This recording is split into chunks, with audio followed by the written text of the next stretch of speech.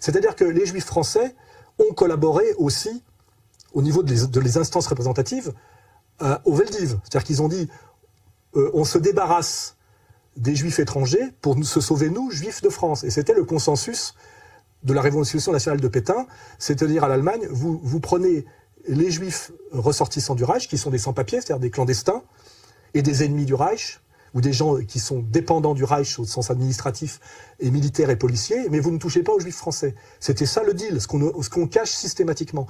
Et la rafle du Veldiv se fait avec la collaboration des institutions juives représentatives de l'époque, qui est l'UGIF, qui, je le répète, est l'ancêtre du CRIF. Hein, il faut le savoir.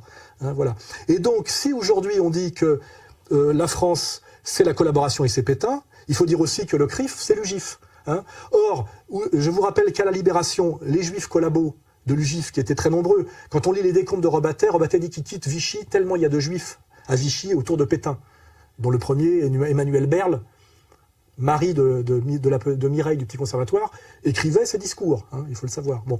Donc si à un moment donné, il faut savoir que les Juifs collabos ont échappé aux tribunaux d'épuration à la Libération et qu'ils ont été jugés en interne par la communauté juive elle-même, ce qui s'appelle d'ailleurs une mise en place illégale et totalement anti-républicaine de tribunaux rabbiniques. On ne voit pas pourquoi, quand on est un juif collabo, on échappe à la justice de la République. C'est déjà totalement anti-républicain, ça fait partie des dysfonctionnements qui montrent que finalement, la République n'est peut-être pas tout à fait ce qu'on croit, ou d'ailleurs il faut peut-être que la phrase débile et délirante de BHL est vraie, puisqu'il avait bien dit un jour sur France 2, à une heure de grande écoute devant Arlette Chabot, ces synagogues qui sont le symbole de la République.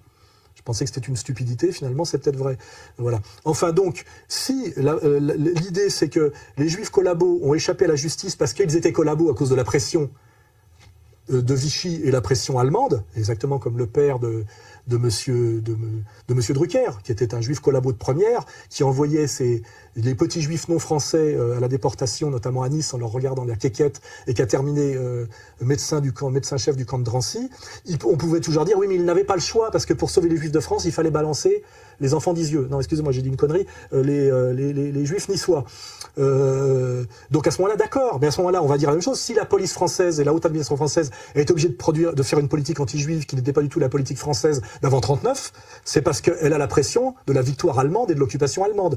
Donc, si les Juifs collabos ont échappé à la justice de l'épuration, la haute administration française aurait dû y échapper pour les mêmes raisons. Or, on ne pardonne rien à la France qui est obligée de se comporter comme elle s'est comportée à cause de la domination allemande, mais par contre, on pardonne tout aux Juifs collabos parce qu'effectivement, il y avait la Révolution nationale de Pétain. Ce qui veut dire qu'on est toujours dans le deux poids, deux mesures, dans la malhonnêteté et effectivement dans ce qu'on appelle la double éthique. Donc on va dire qu'on est bien au niveau de cette vision de l'histoire, disons de ce qui s'est passé à la Libération et au niveau du discours politique aujourd'hui, effectivement dans la double éthique juive et non pas dans l'universalisme républicain et l'analyse sainement républicaine.